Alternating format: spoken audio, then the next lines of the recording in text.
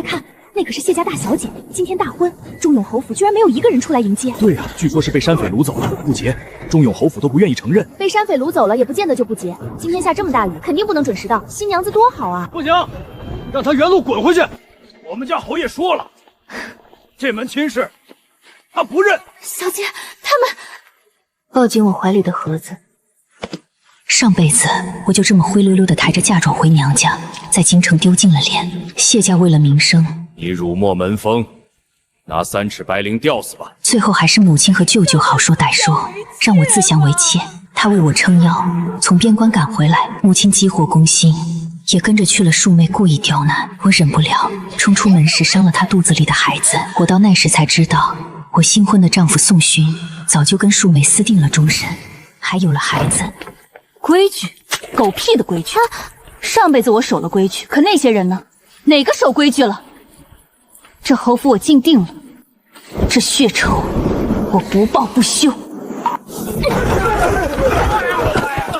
好一个侯府，竟让这些狗奴才来拦门！那也怪不得我们，这是夫人的意思。夫人说了，你家小姐被劫匪掳走2个时辰，清白肯定早没了。我们侯府可不取残花败柳，让你原路来原路去，有冤屈就去找皇上。大姑娘，这是避雨耽搁了，有你们迎亲的人作证，你这张嘴竟敢污蔑！哼，若真清白，就回谢家等查验，查清楚了再来当世子妃夫人。新婚被退回去，要验怕清白再抬进来，不管结果如何，名声都得烂到谷底。上辈子我倒真验了身，那一次是顺利被抬进门，可却是以妾的身份，而且夫君宋勋一辈子都没碰过我，所以查验根本不重要。夫人要我用原路来原路去，也不是不行。这门亲事是圣上赐婚，今天拦我进门就是抗旨。如果侯府真不娶，我现在就一步一跪到宫门口请旨，免得脏了2家名声。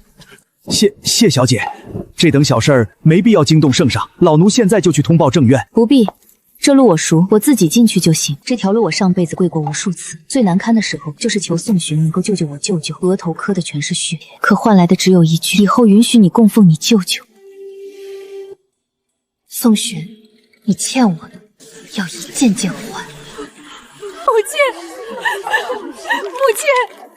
谢玉锦身子不知给了谁，这婚事若不退，寻儿日后还怎么做人啊？我不能娶一个新婚夜就被别人碰了，你也不想孙儿走到哪儿都被说捡破鞋吧？我倒是听说谢小姐的家丁一个不少，反而我们家迎亲的人跑得比兔子还快。这时候想起名声，倒先怪起谢小姐来，真闹到皇上那儿，谁丢人还不一定。这是圣上赐婚，即便大雨耽误片刻，也该好好把人接进来再论。你们把人拦门外，是想告诉别人你们要抗旨吗？你这上不得台面的小手段，什么时候能改改？祖母若不想抗旨，也不是没办法。当初赐婚时，孙儿就觉得她柔弱无趣，反正圣上只是赐2家联姻，她家里哪个妹妹都比她好看，随便换一个都是谢家女婿。像她这样的做妾，也算保全了咱们侯府的体面。老夫人，那个谢姑娘她闯门进来了。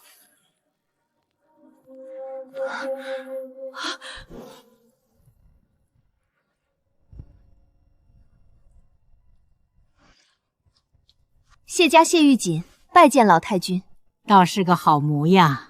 你知道自己配不上我就好，还不滚回去闭门思过？等风头过去，我或许还能抬你做妾，也算给你个吃饭安睡的地方。我跟着接亲队伍出门，突防大雨，虽错过及时，但带人在庙里避雨，保全了接亲队伍的体面，也保住了侯府的体面。还避雨？你分明是被山匪掳走了，辱没了清白。小侯爷又不在场，你怎么知道我是被山匪掳走了？这还用问吗？满京城都知道那段山路闹山匪，你凭空消失2个时辰，总不能陪山匪绣花读书去吧？路上确实有山匪，幸亏小姐觉得要下雨，让我们提前躲进庙里，只是绕了段路。就算真遇山匪，我一个弱女子被抓也是恶人的罪，我何过之有？难道小侯爷出门被人揍，还反思是不是吃太饱穿太暖长太显眼吗？谢家的人当然乐意替你说谎，但你若再闹下去，做妾都轮不到你。恐怕小侯爷误会了，我来并不是来嫁你的。不嫁宋巡？那你穿着洪家衣进来干嘛？诚如小侯爷所说，圣上赐婚时只言谢宋2家结亲，我理解的自然是嫡长女嫁嫡长子。听闻宋大公子在战场伤了腿，不便亲迎，我便自行前来。宋公子，我是来嫁你。谢姑娘的锦盒是我失礼了。宫里来人了，皇总管道，替陛下观礼，来迟了一步，问婚事进度，好进宫交差。一炷香后是今日最后一个吉时，耽误了这许久，即刻拜堂，所有口角都压后处理。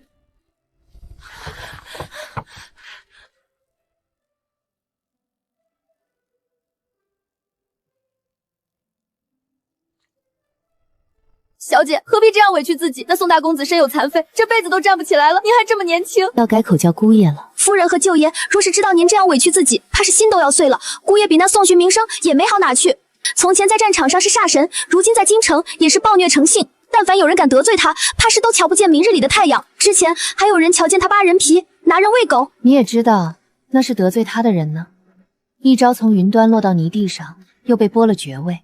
若是不狠一点，如何在这侯府立足？他以后会比现在更残忍。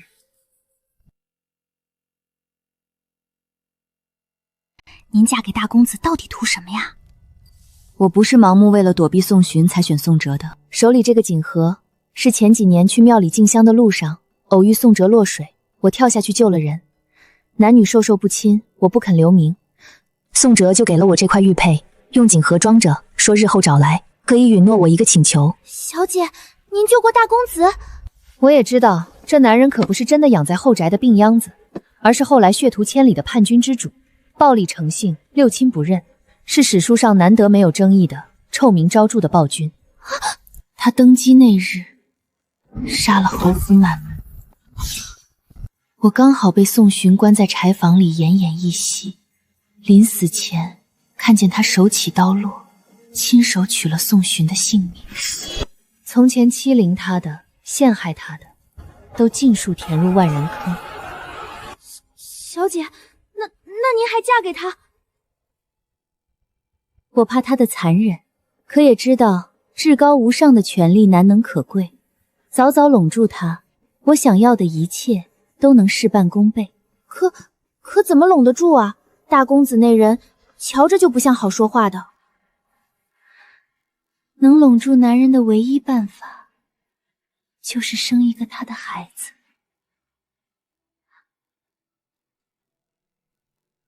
我活了几十年，早把那种事看淡了，但是想到新婚夫君残废的双腿，却有些犯愁。不知道他的腿具体伤到了哪里，还能人道吗？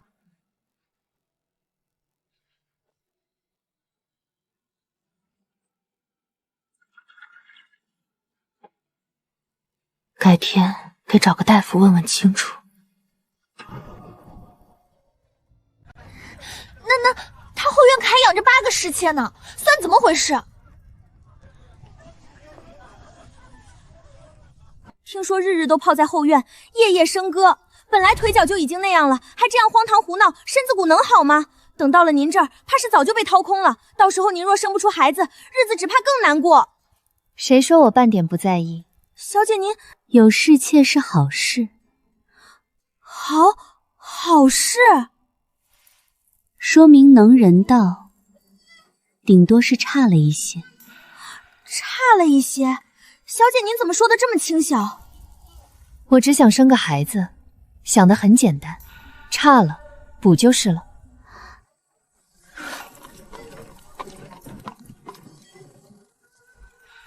嘘，是。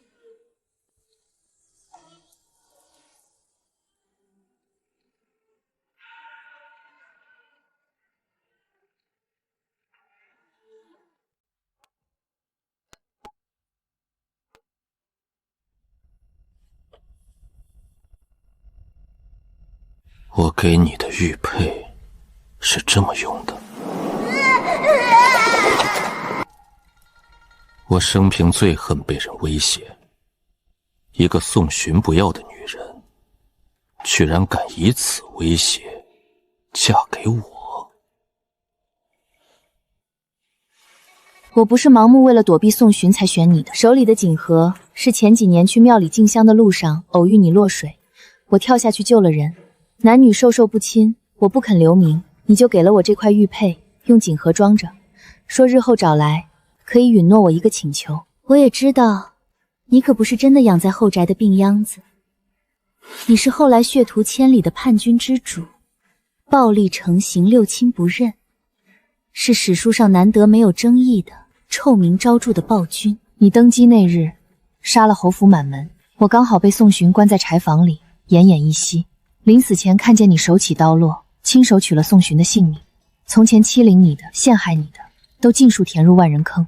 你究竟是谁？我怕你的残忍，可我也知道至高无上的权力难能可贵，早早拢住你，我想要的一切都能事半功倍。拢住我？就凭你？能拢住男人的唯一办法，就是生一个他的孩子。你倒是不怕死。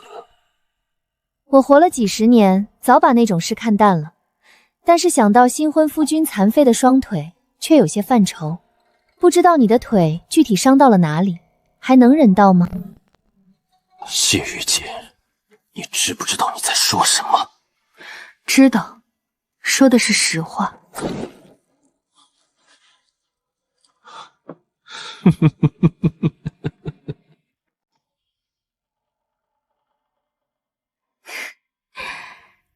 当初你在水里快要溺死的时候，可不是这么说的。你说什么？你说，你毁了我的名声，一定会娶我。谢小姐好记性，可我记得那天两人是端端正正上的岸，只是湿了点衣服而已。是吗？那宋兄身上的旧伤，左肩剑疮，右肋刀疤，后腰一道鞭痕，又是谁告诉我的？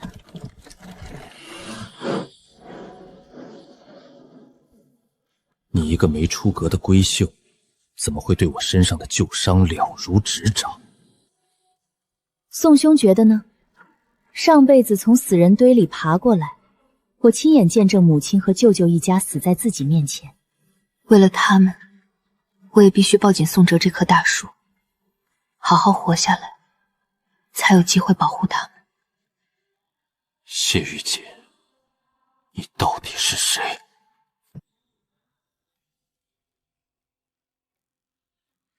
谢玉锦曾名动京城，是当之无愧的第一美人，身如细柳，柔弱多姿。只是你恪守礼数，轻易不肯抛头露面，所以貌美几乎只是传说，少有人窥见其中容颜。如今瞧见，才觉得盛传不如眼前。夫君，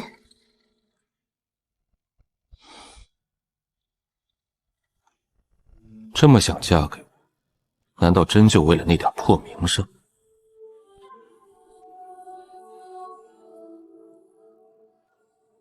那天，你还摸到了什么？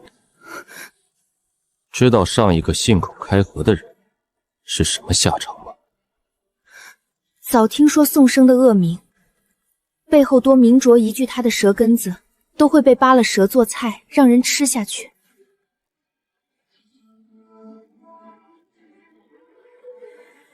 说不怕是假的。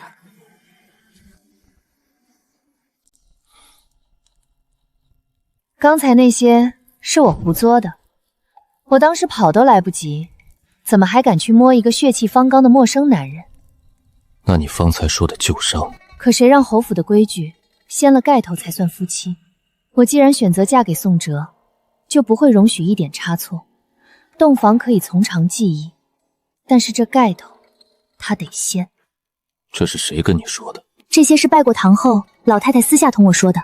是也不是，夫君差人去前院一问便知。当然，落水的事情只有你知我知，我只是怕夫君不肯同我做这夫妻，那我还不如打道回府，横竖这名声都是没了。我说的半真半假，委屈的也是半真半假。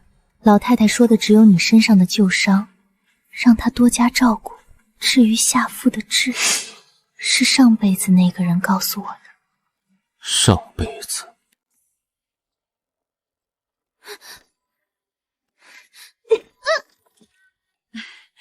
奴婢是奉侯夫人的命令来给大夫人验身的。侯夫人说了，大夫人遭了山匪的事儿传得沸沸扬扬，如今多少人盯着咱们侯府呢？若是不给个交代，怕是对大公子、大夫人和侯府的名声都不太好。所以特意拿了牌子，请了宫里掌事的嬷嬷来给夫人验下清白，还请大夫人配合。连明一早都等不了，直接要给我验身。这也是为了大夫人好。哪怕是清白的，就算宋哲不能人道，还是宋哲压根不碰我。如今他们夫妻一体，一荣俱荣，一损俱损，哪一个都不好听。你们不能见，谁都不许见。你们小姐到底是不是清白的？我们说了可不算。若真是清白的，验一下也无妨。咱们侯夫人也是担心外面流言蜚语，对大公子和侯府不利。而且宫里既然肯派人来，就说明皇上也是在意这件事的。咱们大公子可是为国立功的人，岂能受这样的委屈？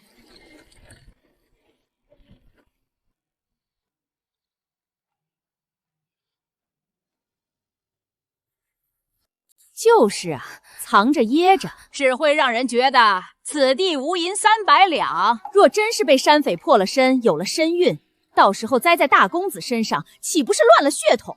要如何对得出忠勇侯府的列祖列宗？是侯府的人，那也不行。你既然是谢家陪嫁来的，就是侯府的人了。现在连夫人的话都不听，以后岂不是要反了天了？来人，给我拉下去！刚才说话的这2个嬷嬷，化成灰，我都记得。你认识他们？侯夫人身边的掌事嬷嬷姓张，同行的宫里来的嬷嬷姓云。上辈子也是这2人给我验的身。结果呢？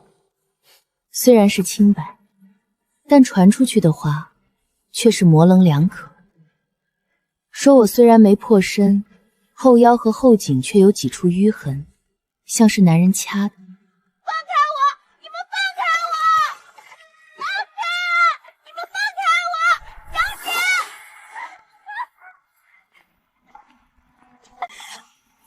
侯夫人跟宫里的齐妃是表姐妹。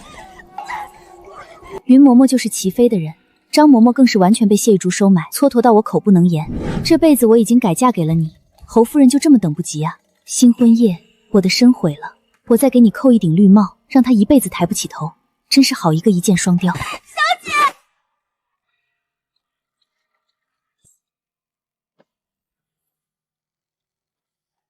夫君，事情从简，得罪了。娘子，为夫这样，怕是要让你失望了。无妨，我自己来。不用。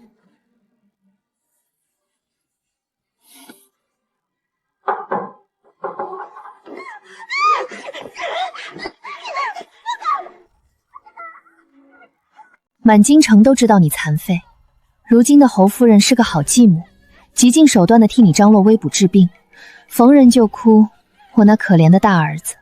人人都感慨侯夫人贤良淑德，待我比亲生的儿子还要好。我也是经历了一世才知道，所谓的好，不过是做给人看的。给宋哲的药里有毒，喝酒了不仅腿好不了，还会慢慢神志不清，发疯发狂，最后痛苦死掉。给宋哲的人都是他们的人，表面恭敬，暗中折腾为难。他明知道宋哲怕冷，冬天腿疼的厉害，给宋哲送的炭看似上好，但都泼了水。冬衣看似厚实，里面塞的却都是芦苇花。我来了，就从第一件开始改，一次都不许再发生。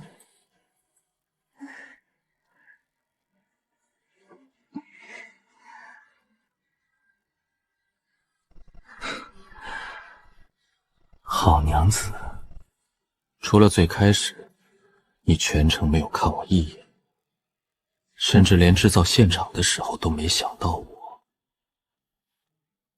好似我就是个工具而已。好手段。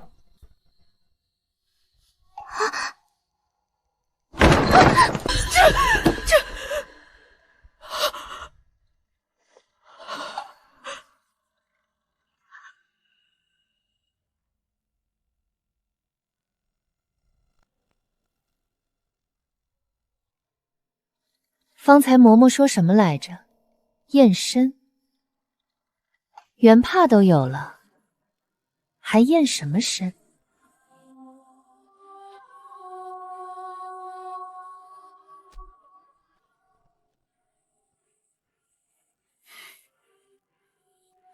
大夫人，还是让奴婢检查一下身上，奴婢也好回去交差。不是，万一那原帕上的血是别的血呢？我们夫妻俩的房中事要跟谁交差？怎么交差？是婆母还是皇上？想知道。夫人，皇上日理万机，想来是没兴趣知道臣子家里小夫妻的床笫之事的。那就是婆母。儿子都这么大了，关心吃喝就算了，怎么还关心房中事？莫非是有什么见不得人的癖好吗？大夫人，老奴只是奉命行事，您这样磨磨唧唧不肯，反倒让人觉得心里有鬼。侯爷夫人关心大公子的身体，也担心大公子被辱了名声。大夫人若是心中无鬼，就让老奴看上一眼也好，回去让夫人安心。看什么？我倒是不怕眼，但得有凭有据，否则我谢家女新婚被拦，洞房夜被验身，成什么了？你要验可以，把侯夫人请来，把谢家也请来，把宫里赐婚的旨意请出来。当着所有人的面，咱们一桩一桩对质清楚。奉命行事可以，但奉的是谁的命，行的什么事，都要经得起对质。嬷嬷若做不了主，就去请能做主的人来。大夫人要什么凭证？外头的传言就是最大的凭证。既然婆母想看，宫里也派了人来，那就请宫里差人的贵人来做个见证。我遣了丫鬟回家，请我父亲母亲，再去舅舅家，请了舅母舅舅。我与相公都验了身，大家做个证，说个分晓。若我身上有伤，你们对我不满，是我活该；可若我们身上无伤，你们这样刁难我一个新过门的媳妇儿，我只能想到是婆婆对我这个媳妇儿不满，刚好求了宫里一道和离圣旨，让舅舅和爹娘带我一同回去，大家做个了断，免得日后生孩子还要再生端节。你觉得呢？张嬷嬷，想好了吗？是要我请人，还是你自己回去交差？嬷嬷，你回去告诉母亲，夜深了，不必操劳。大夫人，老奴也是奉命行事。大夫人说笑了，您跟大公子是宫里御赐的良缘，合宫祝贺都还来不及，怎么会不满？老奴只是奉命出宫，瞧一眼大公子新夫人的模样，瞧见大夫人容貌倾城，机敏周全，就放心了。老奴这就回去复命了。怎么不见大公子？老奴好歹要确认一下大公子平安，回去跟侯夫人复命。让嬷嬷笑话了，刚才事情还没完，您就要往里闯。相公他大概脾气有些不好。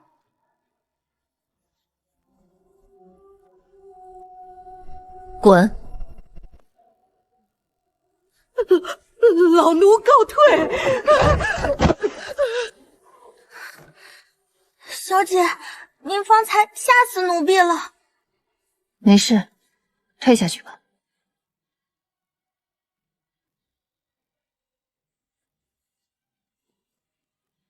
你方才说的那些，请父亲，请母亲，请舅舅舅母，请宫里舅母，请贵人，都是真的？半真半假。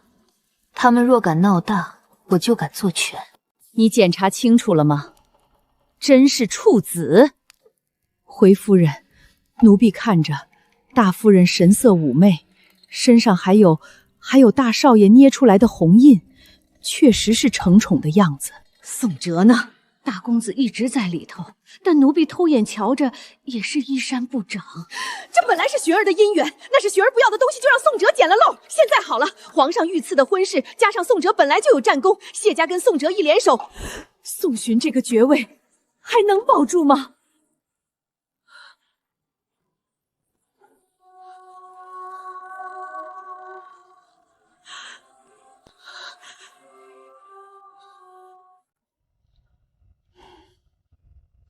你当真看清楚了？回老太太，奴婢看得真真切切，那原帕上见了红。当真？奴婢不敢欺瞒老太太。且不说那原帕，大夫人眉眼含春，明显是得了恩宠的模样，确确实实是了。她还提到了孩子。是，大夫人说，若真心验身，不如等日后有了孩子再论。他还把老奴说的那些阴阳怪气的糙话都说了一通。哼，他说的倒也没错。侯夫人原本也不是多高的出身，只是当初迫不得已，侯爷不肯续席，大公子重伤，前后无人，才让他有了机会做了这个田房。老太太说的是，只是有些人在高位习惯了，就忘记了自己原来的样子。是，这些话跟旁人说或许糙了点儿，但是对侯夫人却是刚刚好戳在了痛处。可不是，这些年她也嚣张够了，也该有个人治治她了。哼，你看看她那个猴急样，哲儿才得了谢家一个女儿当媳妇儿，她就如惊弓之鸟，生怕成了气候，抢了宋寻的爵位，连宫里的人都用上了。到底是小门小户出来的，侯府真到了他们娘俩手上，怕是要没落。他以为他做的那些事别人都看不到，我心里明白着呢。只是哲儿如今这个情况，又没有子嗣，我年纪大了，撑不动了，只能替他藏着一些。如今好了，可算来了个能撑腰的。若是再生几个孩子，我也算对得起他母亲了。大夫人是个通透的，老奴瞧着不是个软性子。好啊，好啊。老奴可从没瞧见大少爷这样乖顺过，想来是真喜欢大夫人。老太太且就安心，多疼疼大夫人。日后夫妻和睦，老太太可得为他们的孩子多谋划谋划。这侯府还没有下一代呢，若是宋哲给我生了个重孙，那可是侯府里的长房嫡子，是可以承袭爵位的。如今总算有了指望。老太太，您慢着点儿。你去把我房里那些滋补的药都拿出来，都给玉锦送去。是，还有他们的吃食，你派人去盯着，千万不能出任何差错。老奴记下了。我有阵子没跟宫里走动了，你帮我去给宫里递个拜帖。是，老奴明日一早就去办。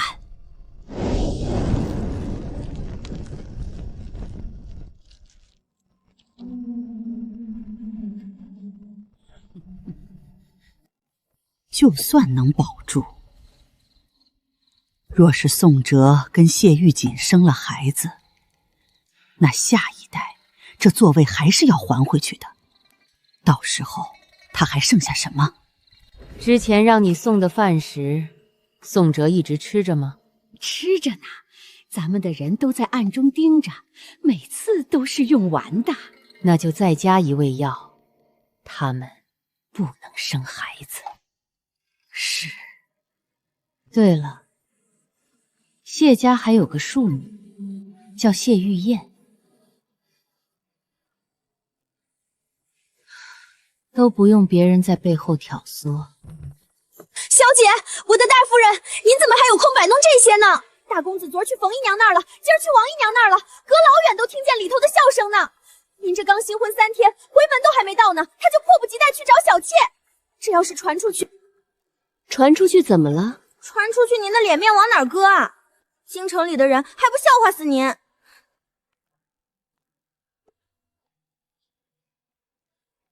他去了，正好。正好。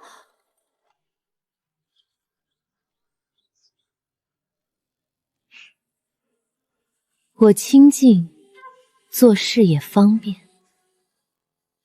这几天我满脑子都是传出去，传出去赶紧伸手直指，传出去能怎么？之前传出去那么多，不也没事儿？小姐，您怎么一点都不着急啊？我也很惆怅，上辈子宋哲就是清心寡欲，我也是很久之后才知道，那8个小妾不过是摆设。之后宋哲回来，杀了很多人，却唯独把那8个小妾安顿好了。人家美人坐怀不乱，大概也是不行的。可明天你要回门了呀，大公子不随同一起，二小姐怕是又要阴阳怪气了，平白让夫人添堵。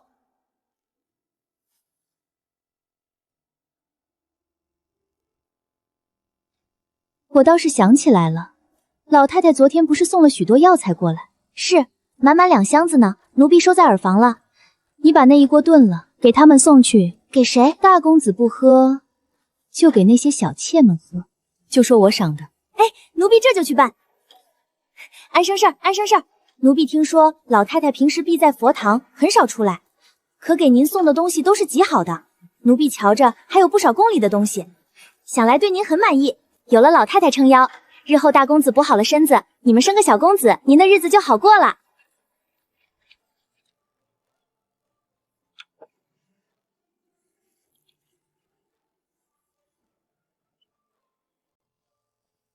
小姐，怎么了？前一世宋老太太并不太喜欢我，但也不喜欢谢玉烟就是了。小姐，老太太死在我前面，之后没多久，宋哲就离家了。我们并没有多深的交集，更别提照应。那这一次，老太太怎么对小姐这么上心？是啊，这次是怎么回事？我嫁给了宋哲，一切就都变了。我隐约想明白点什么，但是不确定。春桃，把早上刚做的点心给老太太送过去。是，跟老太太说一声，让她少吃些竹笋，多吃点馍馍，还有自己种的绿叶菜。老太太喜欢吃竹笋，这东西稀少，每年都从川州采买，有时甚至是宫里的贡品，只要有大办，都会送到老太太这里。小姐怎么忽然说不让吃了？上辈子老太太就是竹笋吃多了窒息而死。是。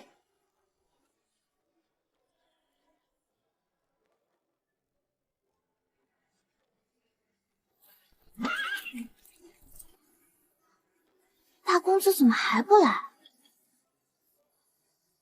不等了。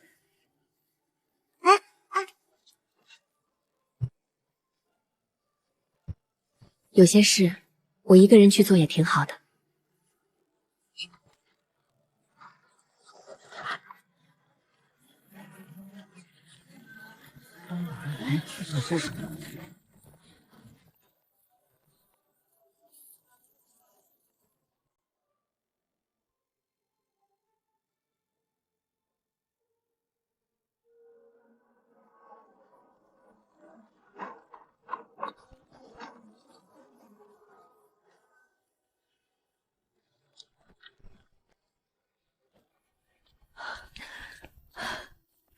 锦儿，你受委屈了。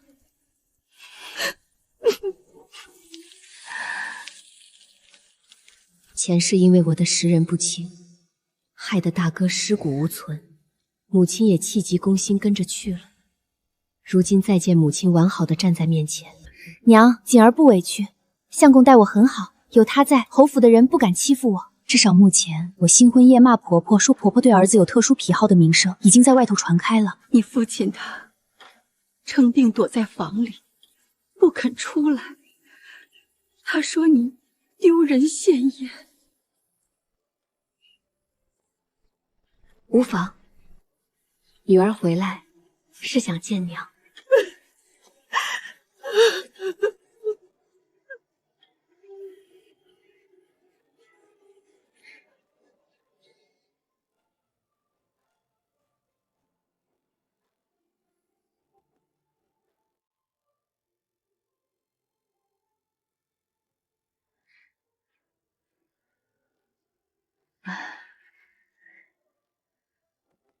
姐姐新婚3日，怎么一个人回来了？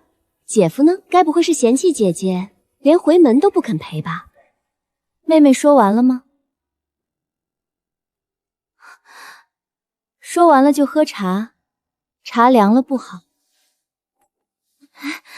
哎呀，姐姐真的受委屈了。可你是谢家嫡女啊，就算被山匪劫了，也不能这么委屈自己，委身一个残废呀。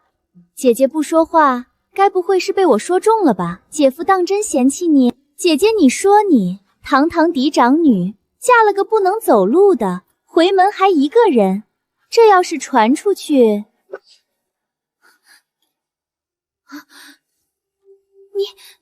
你打我！红口白牙，张口胡说，一个庶女造谣毁坏我的名声，不该打吗？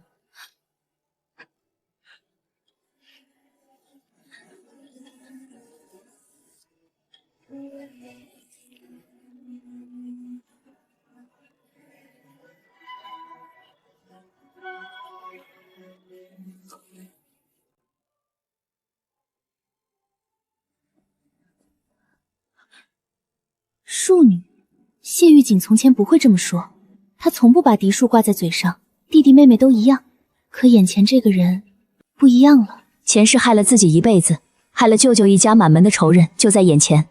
哥哥、舅舅，每个人死前的惨状像走马灯一样在我脑海里来回翻涌。死一次怎么够？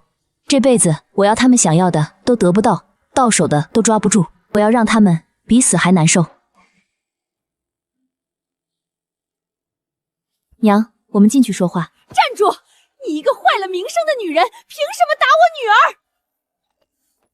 姨娘若是不服，可以去父亲面前说道，也正好问问父亲，庶女造谣嫡姐，按家法该怎么处置。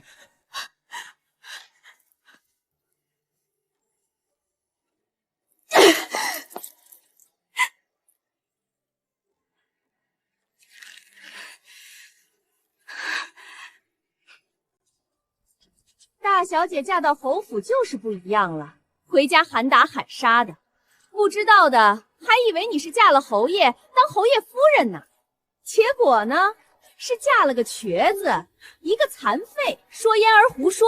要不是你被山匪破了身，侯爷怎么会不要你？哼！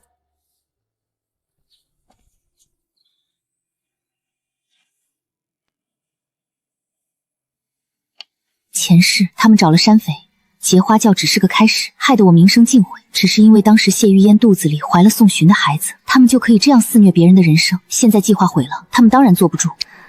我的好戏也才刚开始呢。锦儿，别跟他们一般见识，进去吧。娘说的对，一巴掌就打坏了。正好，我带了大夫，给妹妹把把脉。亏了哪里，我就替侯府补。她哪里敢让大夫把脉？一旦诊出她肚子里怀了孩子，名声就毁了，更别说嫁到侯府。我能有什么事情？姐姐纵然嫁出去，也是家里的嫡长女，教训我自然是应该的，是吗？我怎么觉得姨娘还愤愤不平？张嘴胡说八道，是要陪着她一起长嘴吗？切，不过是奴婢，我说话她也只能听着。姐姐说什么呢？我娘就是心疼我，有点口不择言了。另外，山匪的事情到底是怎么回事？姐姐突然嫁给那……我瞧着姐姐面色不太好，还是先歇着吧。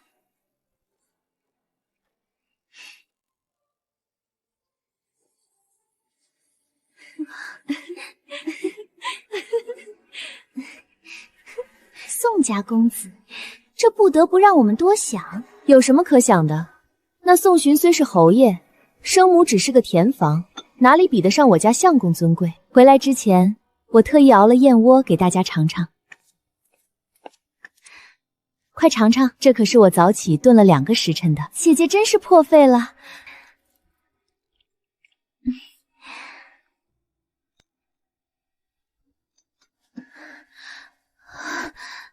娘，我肚子疼。啊，怎么回事？疼，好疼。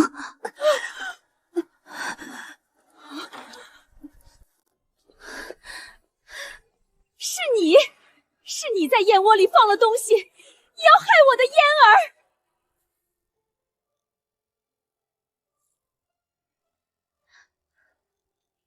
怎么会？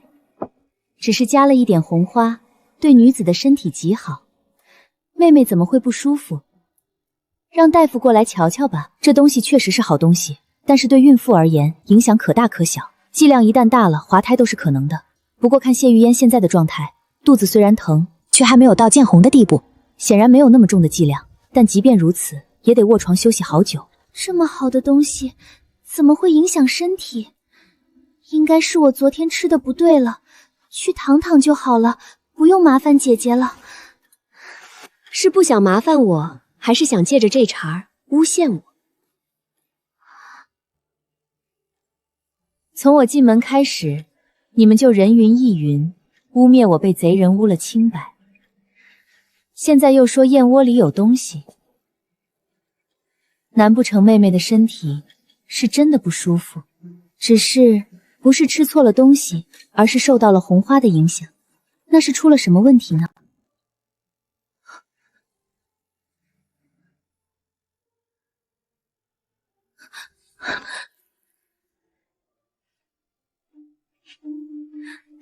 我是担心姐姐，所以才因为外面的谣言乱了心神，求姐姐原谅。我和娘之前给谢父上了眼药，气得他根本不想见这个女儿。现在看到谢玉锦回门就对我打骂责罚，还不气得直接将她赶出去。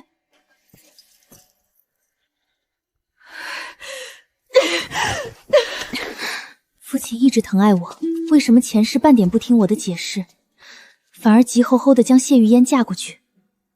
所以这个孩子是父亲都知道的存在。纵然前世几十年过去，想到疼爱自己的父亲纵容这一切，眼睁睁看着我走进死局，甚至最后成了葬害自己的凶手。锦儿，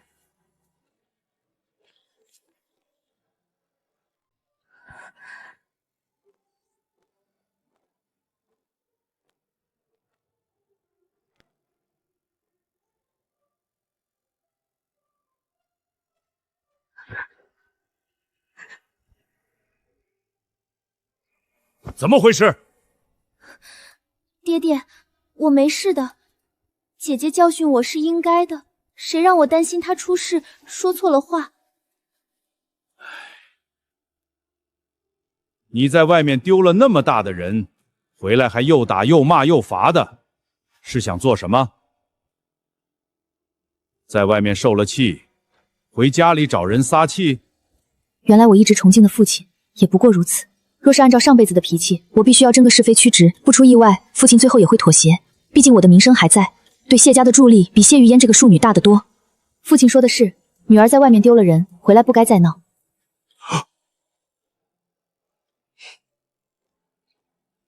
但女儿想问父亲一句，外面的谣言，父亲信了多少？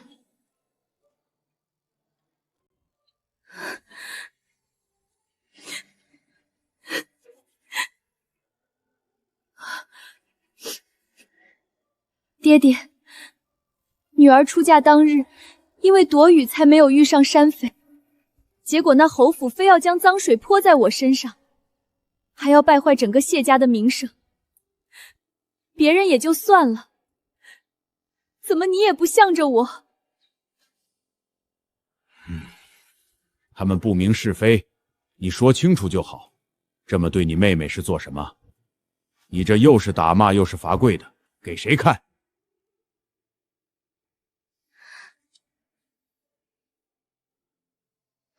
爹爹说的是女儿鲁莽了。妹妹刚才也说肚子疼。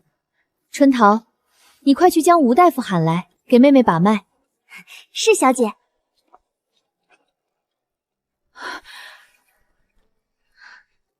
不用，我没事，我没事的。妹妹，我们好歹是姐妹，你千万别和我置气，让大夫查一查也好安心。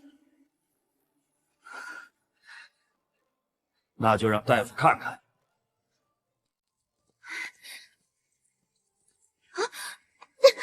是，还是检查一下安心，万一落下什么病根，那可就麻烦了。谢父并不知道谢玉嫣肚子里有孩子，可转念一想，又觉得不对。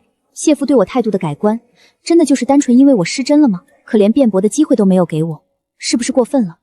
吴大夫，快给我妹妹请脉，别病着了，惹爹娘心疼。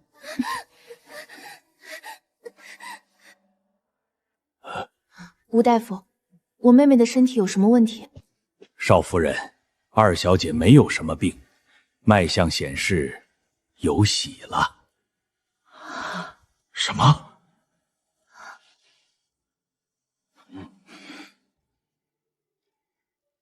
谁的？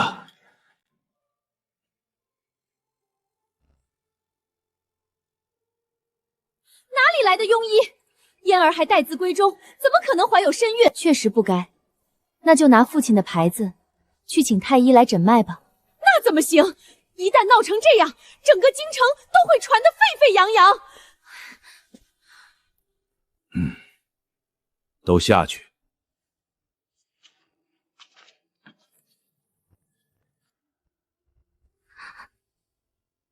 到底是怎么回事？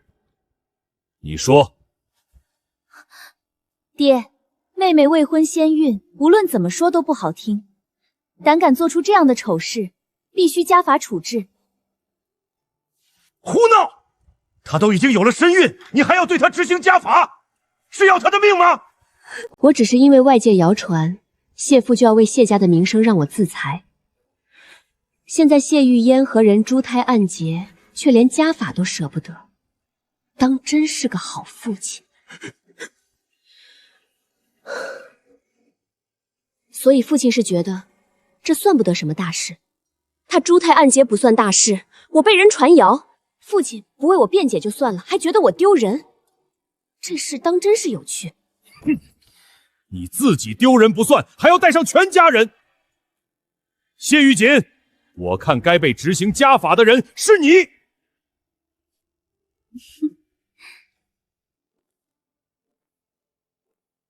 原来谢家这么是非不分啊！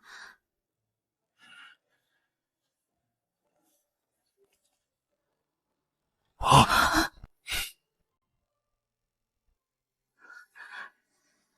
他不是不来吗？不过来，怎么会知道我忠永侯府的大夫人在谢家都不如一个庶女体面？本不想来，但在侯府困久了，难得见谢玉锦这般活泛的人，有些好奇，想看看这刚过门的新媳妇葫芦里卖的都是什么药。岳丈大人好威风，我与娘子夫妻一体，岳丈大人若想动家法，不如将我也一并罚了。我双腿微废之前战功赫赫，功勋卓著，更有从龙救驾之功，曾以弱冠之龄官拜一品，哪怕如今身体残疾，不能承袭爵位，不再入朝为官，也不是区区一个谢家就能动得了的。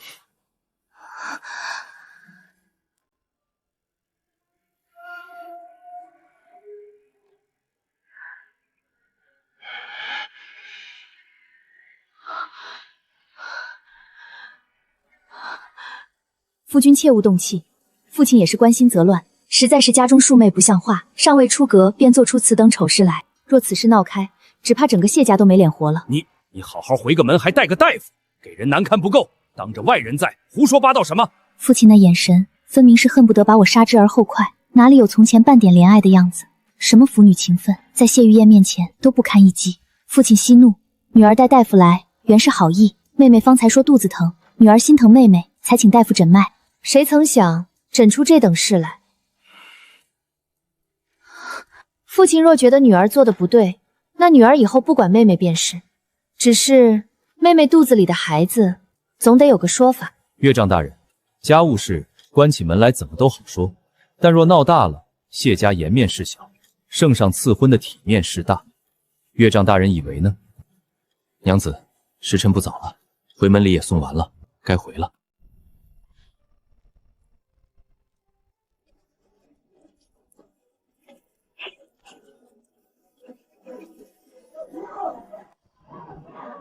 上辈子到死都不明白，父亲怎么可以说变就变，甚至怀疑过自己的身世，怀疑在谢家长大这么多年，是不是只是一场梦？可我也清楚，母亲不会做出对不起父亲的事。我确实是谢家女，父亲也会如舅舅那样张开羽翼，拼尽一切维护自己的孩子。只是维护的那个人不是我。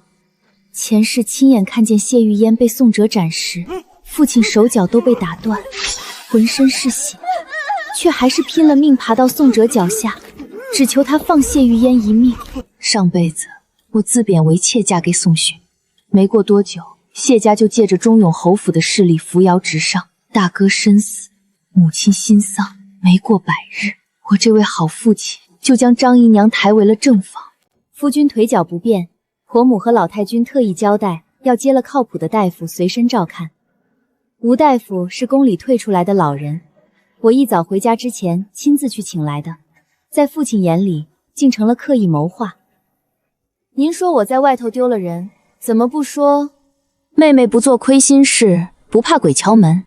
凭什么宋哲会娶了谢玉锦，还同他一道回门？他不是早该被那些山匪毁了清白之身，一辈子只能屈居在我之下，做一个永世抬不起头的贱妾吗？若早知此事还有转圜的余地，我就该直接让那些山匪要了谢玉锦的命，总好过害得我像今日这般丢脸。长姐如今嫁了人就是不一样，便回到娘家来搅风搅雨，你就不怕爹爹寒了心？寒心？妹妹多虑了，爹爹的心怕是早就偏到连寒都寒不到了。放肆！身为庶女，也敢妄议嫡长！母亲素日里温和谦让，从不与下头的妾室争风吃醋，也因此纵得张姨娘嚣张跋扈，连带着养在她身边的谢玉嫣也仗着谢父的偏心疼爱肆意妄作。当着外人的面摆什么脸色？还嫌今日之事不够丢人？今日之事让贤婿见笑了，我谢家教女无方，连累了贤婿，也难为你愿意娶我这不争气的女儿。不过日后嫣儿也是要嫁入忠永侯府的，她们姐妹二人与你兄弟同心，定会光耀忠永侯府的门楣。岳丈大人这话是说给谁听的？谢家庶女嫁的是我弟弟宋寻，不是嫁给我。岳丈大人若想光耀门楣，该找宋寻说去。听爹的意思，您是早就知道妹妹与他人有染了？那家伙是谁？莫不是我夫君？娘子看我作甚？为夫可是一向洁身自好。这人确实是洁身自好，大婚之前纳了8房小妾，成婚后跑到诸位姨娘房中大睡几天，让整个忠永侯府都看我笑话而已。若不是上辈子就知晓这个人的脾气，我怎会闷声不响的由着他胡来？而且如今我算是奉旨嫁人，这一场大婚为了赶时间一切从简，从定下婚期到今日也不过1月而已。宋寻那胸无点墨的废物，就算早与谢玉嫣勾搭成奸，也不敢公然违抗圣旨对外放出有心另娶的消息，这才设计出一套恶心人的招法。他们本打算事成之后借坡下离，从而换婚，这样也能落个保全自己名声、委屈纳妾的美名。爹，您说是也不是？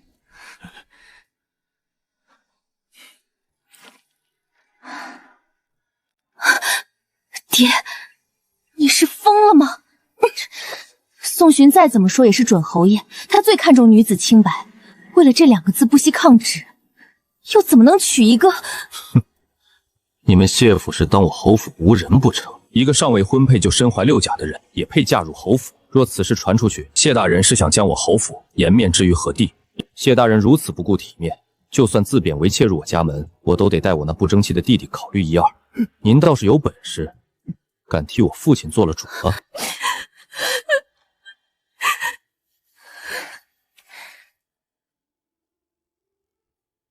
自古长兄为父，老侯爷战死沙场后，忠永侯府上下都是我宋哲一人说了算。若不是我后来出了意外伤了双腿，侯爷之位怎么可能拱手让人？今天是我娘子回府的大好日子，岳丈大人还是不要为了不值当的东西扫了我娘子的兴趣才好。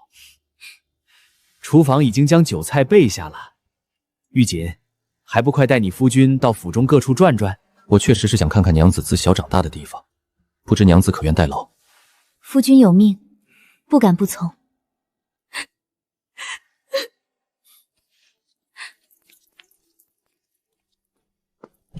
你这娘家还不如不回。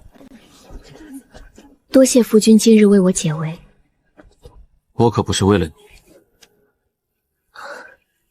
你爹今日所言所行，就差骑到我侯府脖子上。我虽已不管侯府的事，却还是要脸的。若侯府丢了人，我也面上无光。至于我的小娘子，就算我今日不来，恐怕也不会让谢府这一大家子好过。有意思，我真多问，我就不该指望能从这人嘴里说出一句好话来。爹，你可一定要为女儿做主啊！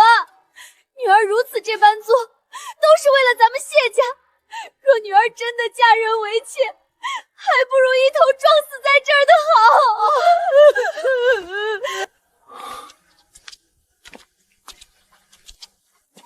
前面有个荷花池，虽然这个季节没什么好看的，但池边有棵银杏，是我小时候常去的。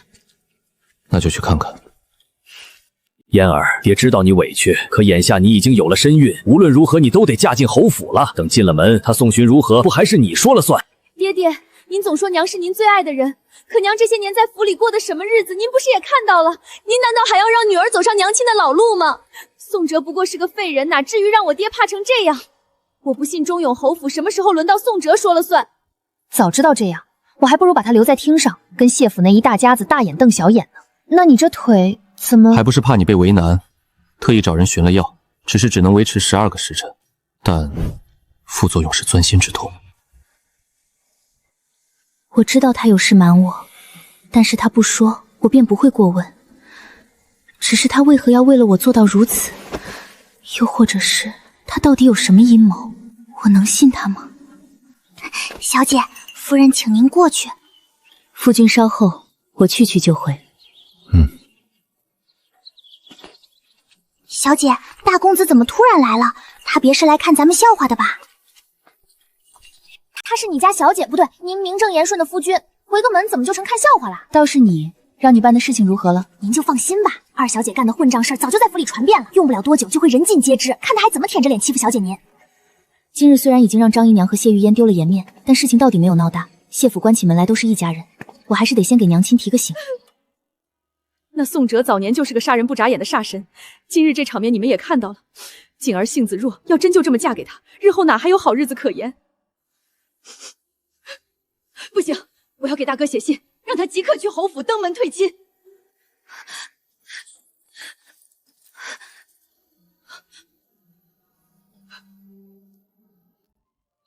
娘，哪有您说的这么严重？他今日是为了护我才对爹发难的，咱们总不好过河拆桥吧？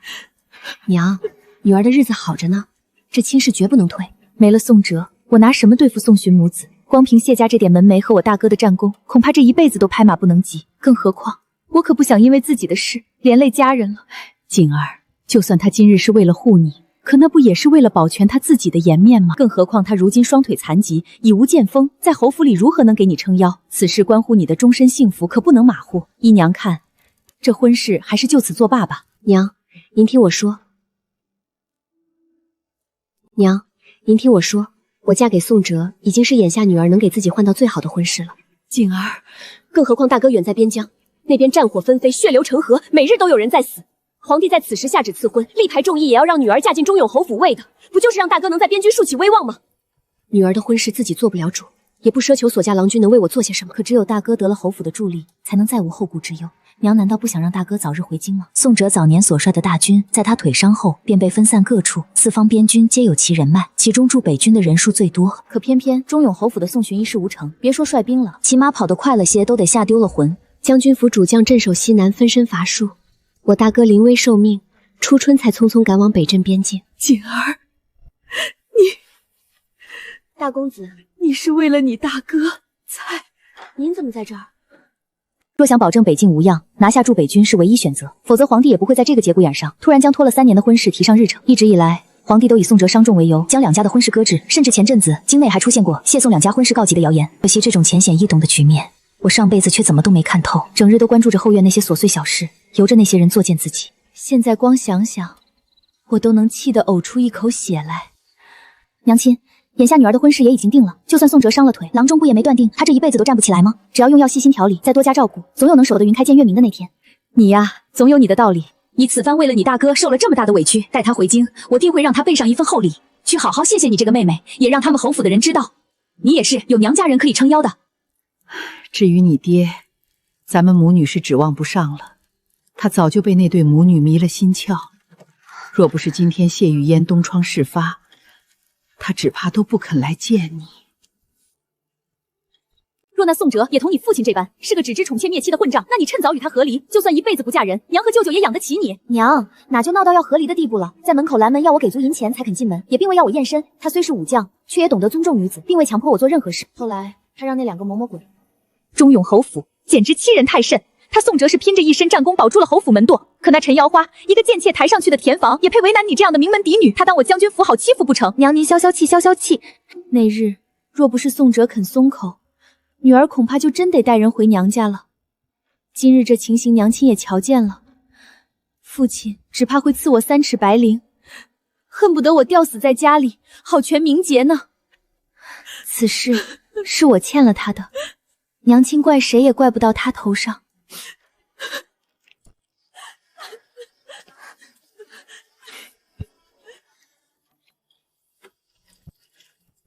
谢玉锦倒是个惯会装的，若不是见过那日他步步紧逼、得理不饶人的样子，还真就信了他的鬼话了。娘，我的事暂且不提，现在最要紧的是谢玉嫣。过了今日，她未婚先孕的事就会传遍京城，到了那时必会影响谢家的名声，您在府里的日子恐怕会越发的难了。我原本还为此事忧心，正琢磨着要不要找个法子让娘亲回叶家暂避。这有什么好担心的？你爹都不在乎谢家的名声，只想着攀权附势登临高位，那我这个做妻子的不就该夫唱妇随吗？锦儿，你长大了，也懂事了，娘知道你有想做的事，你不用为娘考虑，只管去做就是了。就算没了谢家的百年基业，将军府也定能护你周全。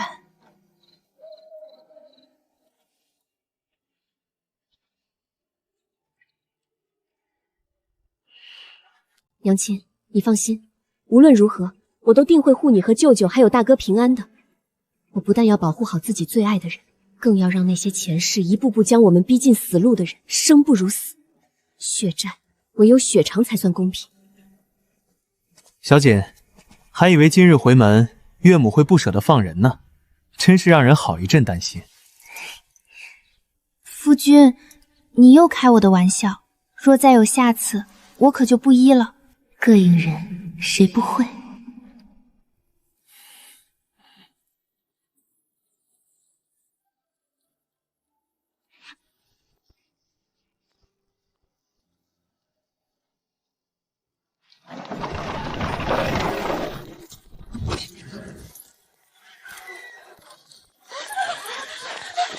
们干什么？竟敢拦我家夫人的马车！你们这是以下犯上，还把路让开！婆母，这又是何意啊？还不是你做下的好事！侯府脸面都快被你丢尽了，你居然还敢当众质问婆母！婆母血口喷人，开口闭口就是我丢了侯府的脸面。今日当着众人的面，你不如说说，我丢了侯府什么脸了？前世若不是陈瑶花多番纵容，视人性命于不顾，我怎么会被困在那后院里搓磨致死？他明知儿子与人私通，却拖延婚事，从不顾人死活，几次三番试探我的心思，言语间尽是利用，眼睁睁看着他泥足深陷。夫人，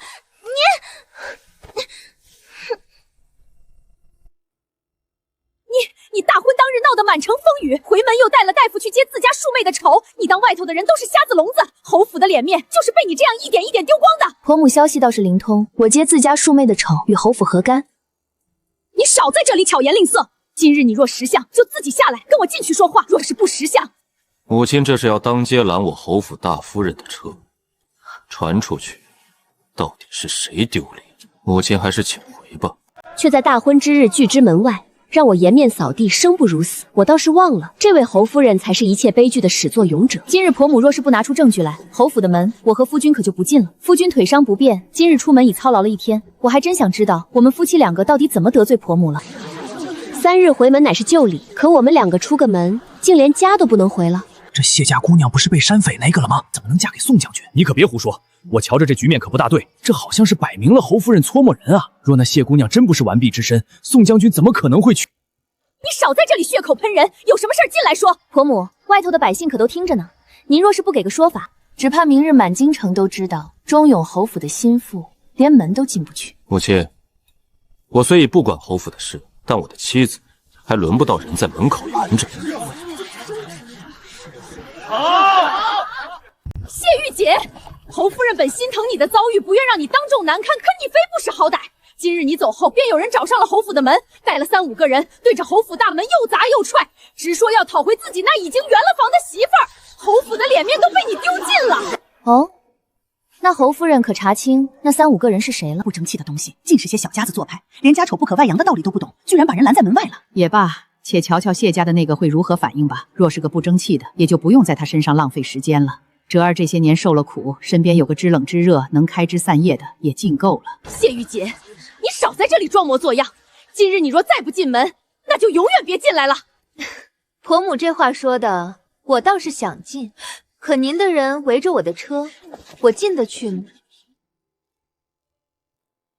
婆母莫不是听了什么闲言碎语，让嬷嬷大闹东房也就算了，如今只凭几个人子虚乌有的话，就想挑拨离间？你还敢狡辩？那几人便是那日与你遭遇的流匪山匪，如今都还留在府中。你若不信，大可与他们当面对质。宋小侯爷，你莫不是脑子被驴踢傻了吧？我夫君当初为剿匪浴血奋战，身上的伤多得不计其数。你这个做弟弟的，如今居然还开门迎客，把流寇山匪留在了府中，你就不怕宋家祖宗知晓此事，急得棺材板都压不住吗？当真是不孝子孙！侯府的脸都被你这不争气的东西丢尽了！放肆！我呸！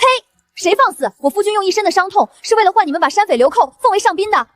夫君，你拿命换来的功勋，怎么养了这么一家子白眼狼？看来回头咱们得好好算笔账，可别在这些狼心狗肺的东西上浪费银钱了。省下的银子，咱还不如请名医来坐堂看诊。谢玉姐，你血口喷人，那些根本不是山匪。哦，不是山匪，那婆母倒是说说，他们是谁？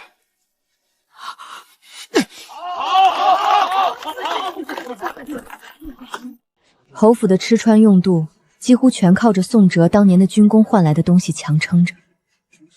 陈瑶花不会理事，入部浮出多年，若没有宋哲，他们早喝西北风了。好啊，谢玉姐，我当你之前为什么一口咬定要嫁给大少爷呢？原来是图他的银子！你这蛇蝎妇人，一进门就挑拨我们母子关系，到底是何居心？我夫君又不是侯爷，他如今成了婚，名下的账册田铺自然要交给我来打理，又岂有继续让您代劳的道理？上辈子陈瑶花以宋哲身子不便为由，把他手里的田地铺子全部据为己有，账目一式两份，起初只敢偷偷拿些银钱替宋寻铺路。谢玉锦，你少在这里搬弄是非！搬弄是非？宋小侯爷，你若觉得我说的不对，大可以把账册拿出来当众对一对，看看这些年侯府的花销里有多少是用我夫君的军功换来的。说得好！上辈子陈瑶花起初只敢偷偷拿些银钱，后来发现宋哲很少过问，便暗中将那些东西全部转到宋寻名下。宋寻成婚的聘礼和花销都是从宋哲身上坑来的。上辈子宋哲被赶出家门时身无分文，我见过不少端起碗吃饭放下碗骂娘的人，可把这吃绝门吃得这么理直气壮的，真是头一次见。宋哲那几房人也被侯夫人动过手脚，他大肆搜罗所谓滋补之物送去，生怕外人不知宋哲身子不成了。光想想这些，胃里都反酸。按我朝律法，窝藏不法之人者，以同罪论处；藏匿为匪者，杖30，流配千里。母亲是嫌弃侯府的功勋过长吗？老太太知道您如此行事吗？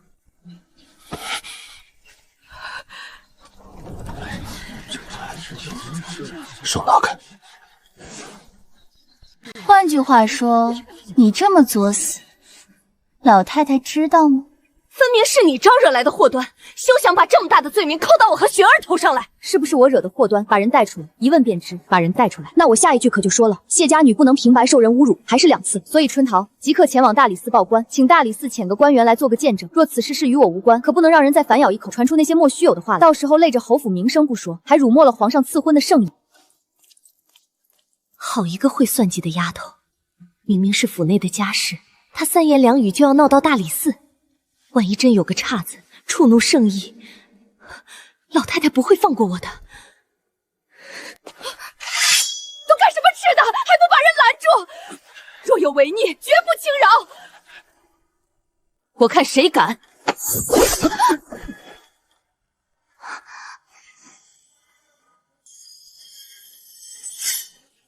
母亲，还要拦吗？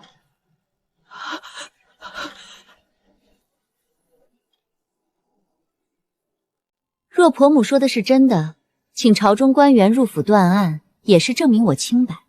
小侯爷怕什么？难道这件事本就是你们杜撰来诬陷我，怕被揭穿？我在闺阁时就听嬷嬷说，婆母对夫君千好万好，可这今日一瞧，好像也不是那么回事啊，像是巴不得毁了我，让夫君在京城头都抬不起来呢。这些年来，她表面上照顾宋哲，为的就是在这京中博一个贤良淑德的美名。可我轻飘飘几句话，就将他辛苦维护多年的苦心都说成了捧杀宋哲的伎俩。他恶从胆边生，也顾不上什么春桃大理寺了。谢玉锦，你自己一身的脏事还没说明白呢！你不是说你是清白之身嫁于我儿吗？既如此，我就让那些人来与你当面对证。这捆手的绳子未免太过草率了，这些流贼可都是凶煞之徒，手上可都沾了人命。侯夫人难道就不担心他们一时关押不严，在这府中暴起伤人吗？你少在这里危言耸听！母亲好大的胆量，窝藏山匪流寇，按律杖30，流配千里。母亲是想让忠永侯府的百年门楣毁在这几个人手上。我国母，既然人都带来了，那就请朝中官员来吧，正好当着满京城百姓的面，把这件事说个清楚明白。